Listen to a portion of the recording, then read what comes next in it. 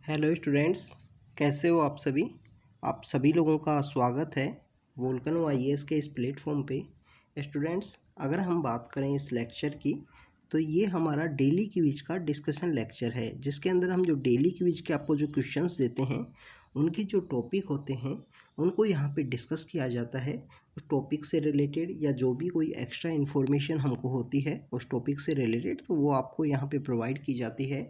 Students, in discussion videos के through जो भी एक्स्ट्रा इन्फॉर्मेशन आपको मिले तो उसको ज़रूर आप अपनी नोटबुक के अंदर या आप जहाँ पे भी अपने नोट्स बनाते हो, चाहे एवर नोट के ऊपर या डिजिटली कहीं पे, तो वहाँ ज़रूर इसको सेव कीजिए, क्योंकि आपको रिवीजन के अंदर ये काफ़ी हेल्प करेगा। और रिवीजन के अंदर अगर हम बात करें स्टूडेंट्स, क्योंकि हमारा जो एग्जामिनेशन है वो तो पेन और पेपर के मोड के अंदर है, तो पेन एंड पेपर के मोड के अंदर अगर आप करोगे तो आपको ज़्यादा हेल्पफुल रहेगा ये। स्टूडेंट्स, इसके अलावा अगर हम बात करें हमारे वोल्केनो आईएएस के द्वारा बेसिकली जो इन्वायरमेंट से रिलेटेड सीरीज़ भी आपके लिए लॉन्च की गई है, एनसीईआरटी सीरीज़ भी कंटिन्यू चल रही हैं। इसके अलावा बात करें कि जो स्टैंडर्ड बुक्स हैं जिसमें लक्ष्मीकांत हो, सतीश चंद्रा हो, तो उन सब को भी यहाँ रेगुलर वे में कवर किया जा रहा है। तो स्टूडेंट्स, आप उन सब लेक्चर्स को भी देखते रहिए, आप अगर सीरियसली यूपीएससी के लिए प्रिपरेशन कर रहे हो तो। स्टूडेंट्स, अब हम स्टार्ट करते हैं आज का जो डिस्कशन लेक्चर है उसको। सबसे पहले हम बात करें फर्स्ट क्वेश्चन की, तो स्टूडेंट्स इसके अंदर में फर्स्ट क्वेश्चन के अंदर पूछा गया है कि ये कौन सा ग्लेशियर है, ये कौन सी रिवर है, जो उसके बारे में कुछ कैरेक्टरिस्टिक दिए गए हैं, कुछ रिवर से रिलेटेड कैरेक्टरिस्टिक हैं कि ये कोई रिवर का नाम है और ये उसके कुछ कैरेक्टरिस्टिक हैं। जैसे इसमें बताया गया है कि ये जो रिवर है इस ग्लेशियर से निकलती है। इसके अलावा पहला इंडिया का जो रिवराइन आइलैंड है वो यहाँ पे इसके बेसिकली रिवर के अंदर फॉर्म किया जाता है। रिवराइन आइलैंड क्या होता है स्टूडेंट्स, कोई रिवर का ये यहाँ पे कोर्स है तो उसके बीच में कोई आइलैंड का क्रिएशन होना, उसको रिवराइन आइलैंड बोलते हैं। स्टूडेंट्स, आपको पता होगा इंडिया के अंदर जो रिवराइन आइलैंड है वो आसाम के अंदर लोकेटेड है। रिवराइन आइलैंड की अगर हम बात करें तो जो माजुली नाम का रिवराइन आइलैंड है जो आसाम के अंदर लोकेटेड है, जिसको 2016 के अंदर में आइलैंड डिक्लेयर किया गया था। इसके अलावा ये वर्ल्ड का लार्जेस्ट रिवर आइलैंड है। इसके अलावा स्टूडेंट्स, आपको पता होगा कि जो 15-16 सेंचुरी का जो समय था उस समय में यहाँ पे जो नियो वेस्टर्नाइट जो कल्चर है वो यहाँ पे डोमिनेट किया था। जो शंकरादेव के द्वारा वहाँ पे जो वैष्णव कल्चर को दोबारा से रिवाइवल करने की कोशिश की गई। तो ये ब्रह्मपुत्रा जो रिवर है उसके ये आइलैंड के ऊपर ये ब्रह्मपुत्रा रिवर के अंदर में लोकेटेड है। तो यहाँ पे जो आंसर होगा वो ए आंसर होगा कि रिवराइन आइलैंड कहाँ पे है, ब्रह्मपुत्रा जो रिवर है उसके यहाँ पे रिवर के अंदर में ये आइलैंड लोकेटेड है। इसके अलावा स्टूडेंट्स, हमको ब्रह्मपुत्रा रिवर के बारे में काफ़ी कुछ बातें पता होनी चाहिए। देखिए, यहाँ पे डॉल्फिन की भी बात की गई है, गैंगेटिक डॉल्फिन की। यहाँ पे मैंग्रोव फॉरेस्ट जो सुंदरबन में स्प्रेड हैं वो इसी के डेल्टा के अंदर बने हुए हैं, उनकी भी बात की गई है। तो स्टूडेंट्स, जो ब्रह्मपुत्रा नाम की जो नदी है ये लार्जेस्ट रिवर है वर्ल्ड के अंदर में। सबसे लार्जेस्ट नहीं है, वन ऑफ द लार्जेस्ट है। अगर हम बात करें इसके ओरिजिन की तो ये ओरिजिन होती है कैलाश मानसरोवर जो रेंज है, मानसरोवर लेक के अंदर में, वहाँ पे ये ओरिजिन होती है। माजुली नाम का जो आइलैंड है वो इसके अंदर में बनता है। इसके अलावा हम बात करें स्टूडेंट्स, जो गंगा रिवर डॉल्फिन है, जो इंडिया का एक्वेटिक एनिमल जिसको माना गया है, जिसको बोला गया है, वो यहाँ पे पाई जाती है। गंगा रिवर डॉल्फिन की अगर हम बात करें, गंगा के अंदर में ब्रह्मपुत्रा जो नदी है उसके अंदर में इंडिया, बांग्लादेश और जो नेपाल का जो एरिया है, जो ब्रह्मपुत्रा और गंगा की जो ट्रिब्यूटरी हैं वहाँ पे डॉल्फिन पाई जाती है। अगर डॉल्फिन के IUCN स्टेटस की बात करें तो क्या है, एंडेंजर्ड है। स्टूडेंट्स, ये हमको पता होना चाहिए, IUCN स्टेटस क्या है, एंडेंजर्ड है। इसके अलावा स्टूडेंट्स, हम बात करें कि जो एक रिवर और है, इंडस रिवर सिस्टम जो है उसके अंदर भी एक डॉल्फिन पाई जाती है, उसको इंडस रिवर डॉल्फिन बोलते हैं। वो बेसिकली जो इंडस का रीजन है, जो पाकिस्तान के आसपास जो चैनल्स हैं पाकिस्तान, और वहाँ पे जो इंडस रिवर डॉल्फिन है वो वहाँ पे पाई जाती है। इसके अलावा स्टूडेंट्स, हमको पता है कि ब्रह्मपुत्रा की एक ट्रिब्यूटरी है, ब्रह्मपुत्रा की लेफ्ट बैंक ट्रिब्यूटरी है लोहित नाम की नदी। लोहित नाम की नदी है, उसके ऊपर एक ब्रिज भी बनाया गया था गवर्नमेंट ऑफ इंडिया के द्वारा, धौला सदिया ब्रिज है जो वहाँ पे लोहित नाम की नदी के ऊपर बनाया गया, जो आसाम और अरुणाचल प्रदेश को कनेक्ट करता है, और इंडिया का लार्जेस्ट रिवर ब्रिज है जो आसाम के अंदर में लोकेटेड है। तो स्टूडेंट्स, ये कुछ ब्रह्मपुत्रा से रिलेटेड कुछ इन्फॉर्मेशन थी जो हमने आपको बताई। अब हम चलते हैं नेक्स्ट क्वेश्चन की तरफ। नेक्स्ट क्वेश्चन की बात करें तो इसमें पूछा गया है कि हिस्ट्री के रेफरेंस से ये कुछ नेम दिए गए हैं, लोपामुद्रा है, मैत्री है, अपाला है, ये बेसिकली लोग कौन थे, इसके बारे में यहाँ पे क्वेश्चन पूछा गया है। तो स्टूडेंट्स, आपको पता होना चाहिए कि ये हमारे जो वुमेन जो पोइट हैं, राइटर है, वो है। इसके अलावा वुमेन राइटर एंड पोइट्स हैं, उनका हमेशा से रोल रहा है हमारे कंट्री के अंदर में, उन्होंने हमेशा अपना एक सिग्निफिकेंट रोल है उसको प्ले किया है। हमारी हिस्ट्री के अंदर बात कर लीजिए, चाहे आप बात कर लीजिए हमारा जो राइटिंग की बात है वहाँ पे बात कर लीजिए, चाहे भक्ति मूवमेंट की बात कर लीजिए। अगर रूलर्स की बात करें तो रूलर्स का नाम तो हमको पता है स्टूडेंट्स, जो हमारे पुराने समय में जो रूलर्स हुआ करते थे महिलाओं में, अगर एंशिएंट एंड मेडिवल के समय में बात करें, जय रानी रुद्रमा देवी हों, चाहे अगर हम बात करते हों कि जो रजिया सुल्तान हैं जो दिल्ली सल्तनत के समय गद्दी के ऊपर बैठते हैं, या इसके अलावा अगर हम बात करें कि जो राष्ट्रकूट डायनेस्टी थी उसके समय भी कुछ लोगों के, कुछ महिलाओं के द्वारा वहाँ पे रोल किया गया था। तो यहाँ पे जो आंसर होगा वो होगा सी, कि वुमेन राइटर एंड पोइट्स हैं जिन्होंने उस समय में काफ़ी इम्पोर्टेंट रोल प्ले किया था। इसके अलावा और भी बहुत सारे वुमेन राइटर्स एंड पोइट्स हैं, जैसे घोसाला है। अगर हम इसके बाद में बात करें कि जो गार्गी हैं, जिसके नाम पे जो वुमेन हैं जो काफ़ी अच्छा परफॉर्म करती हैं 10th लेवल पे, जो गर्ल्स हैं उनके एजुकेशन को प्रमोट करने के लिए गार्गी पुरस्कार दिए जाते हैं। अगर हम बात करें कुछ स्टेट्स में आज भी गार्गी पुरस्कार दिए जाते हैं उन गर्ल्स को एजुकेशन के अंदर जो अच्छा रोल प्ले करते हैं या अच्छी परसेंटेज स्कोर करते हैं, तो उनको मोटिवेट करने के लिए। इसके अलावा स्टूडेंट्स, अगर हम बात करें भक्ति मूवमेंट के समय भी, जब bhakti movement Shiva and Vaishnava sect के अंदर डिवाइड होता है, तो वहाँ पे अलवार के अंदर भी कुछ वुमेन पोइट होती थी, जैसे अंदेल है, और इसके अलावा और भी बहुत सारे लोग हैं जिन्होंने यहाँ पे वुमेन पोइट एंड राइटर्स के रूप में रोल प्ले किया है। तो यहाँ पे जो आंसर होगा वो होगा सी आंसर, क्योंकि लोपामुद्रा, मैत्रेयी और जो अपाला हैं, इसके अलावा अगर हम बात करें कि जो घोसाला हैं, गार्गी हैं, वो सब भी वुमेन पोइट एंड राइटर रहे हैं। स्टूडेंट्स, अगर हम बात करें नेक्स्ट क्वेश्चन की, next question is about the E100 से रिलेटेड है। E100 का ये कॉन्सेप्ट है हमारे ऑनरेबल प्राइम मिनिस्टर के द्वारा। आपको पता होगा स्टूडेंट्स कि ये जो वर्ल्ड इन्वायरमेंट डे आता है 5 जून को, उस समय में लॉन्च किया गया था लास्ट ईयर। अभी प्रेजेंट समय में जो इन्वायरमेंट डे गया है अभी 2022 का, तो उस समय में क्या लॉन्च किया गया, लाइफ, कि हमारी जो लाइफ स्टाइल है वो इस तरीके से होनी चाहिए कि वो इन्वायरमेंट को इफ़ेक्ट ना करे। तो अभी रिसेंटली लाइफ लॉन्च किया गया है। पिछले जो वर्ष जो लॉन्च किया गया था E100 नाम का ये जो कॉन्सेप्ट है, इसको लॉन्च किया गया था पिछले वर्ष।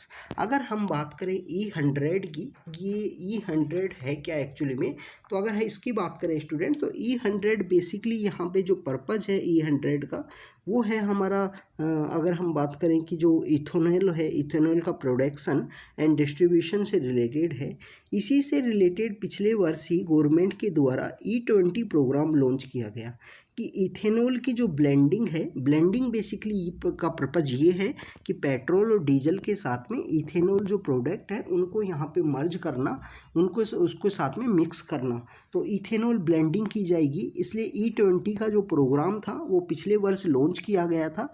इसके अलावा स्टूडेंट्स, हम बात करें इथेनॉल की, इथेनॉल बेसिकली फार्मर्स के लिए एक अनदर सोर्स ऑफ इनकम के रूप में काम करेगा, जिसके अंदर शुगर केन है, वीट है, राइस है। इनके यहाँ पे जो वेस्ट होते हैं, एग्रीकल्चरल वेस्ट होते हैं, उनके द्वारा यहाँ पे जो इथेनॉल है उसको प्रोड्यूस किया जाता है।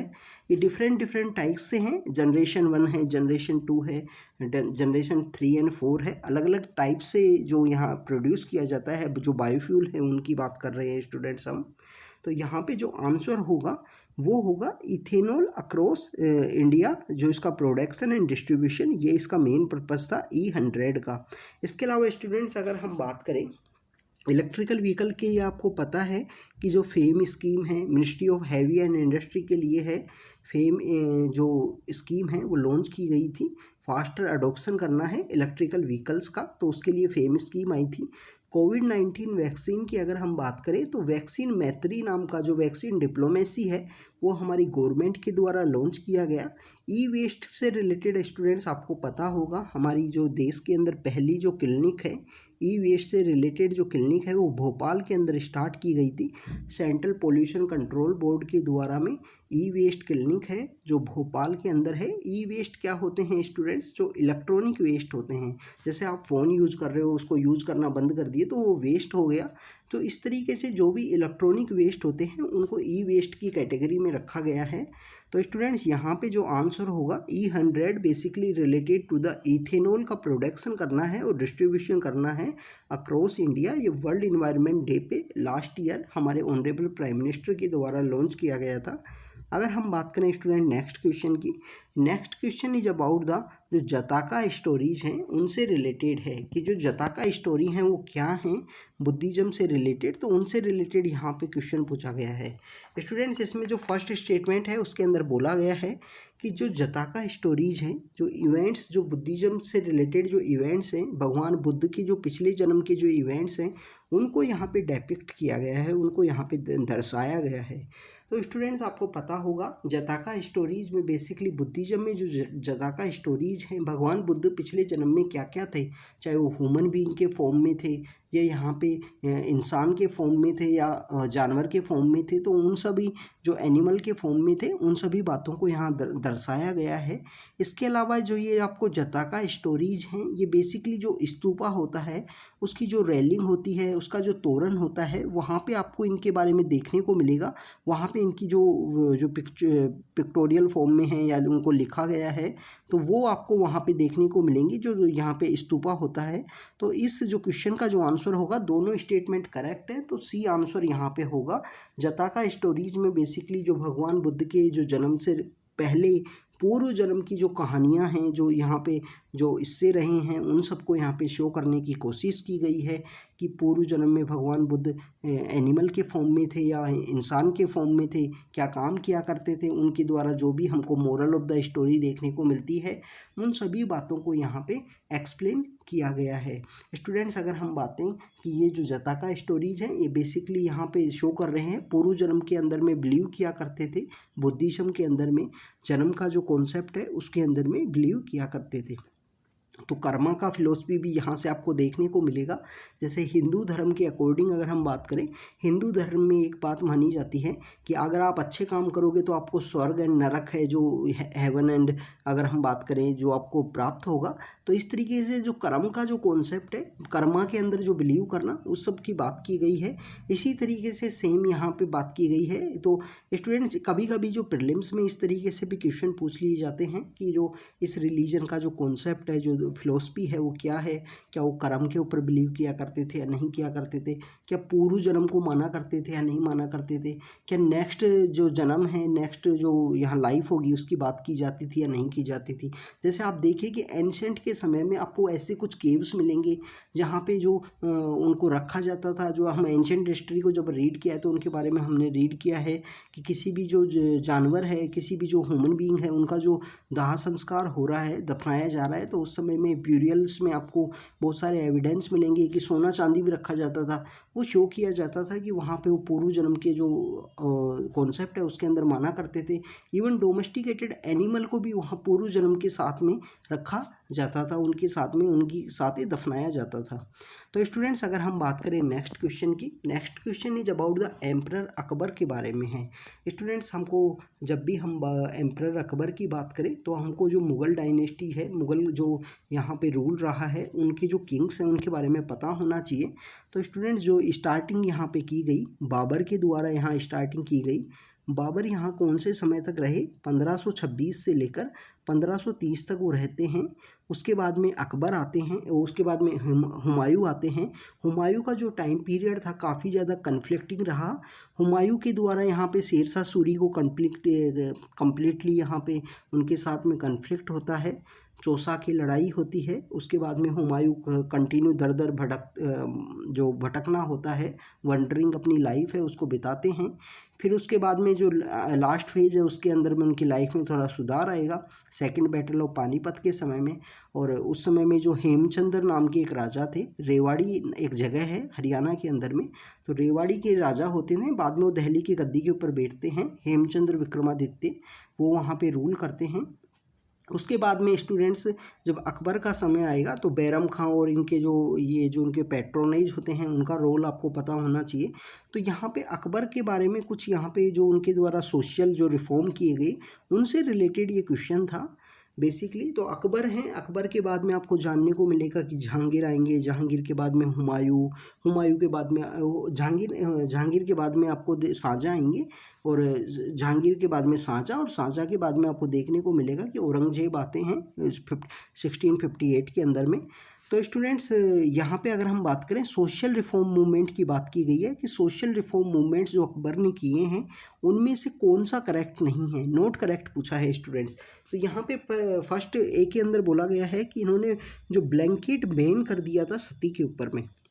स्टूडेंट्स आपको भी पता है सती की जो प्रथा है, सती की प्रथा क्या है कि किसी भी वुमेन का जो हस्बैंड है उसका डेथ होने के बाद में उसी के हस्बैंड के साथ में महिला को जला देना, जिंदा महिला को जला देना, ये एक प्रथा है कि यहाँ पे इस प्रथा को फॉलो किया जाता था।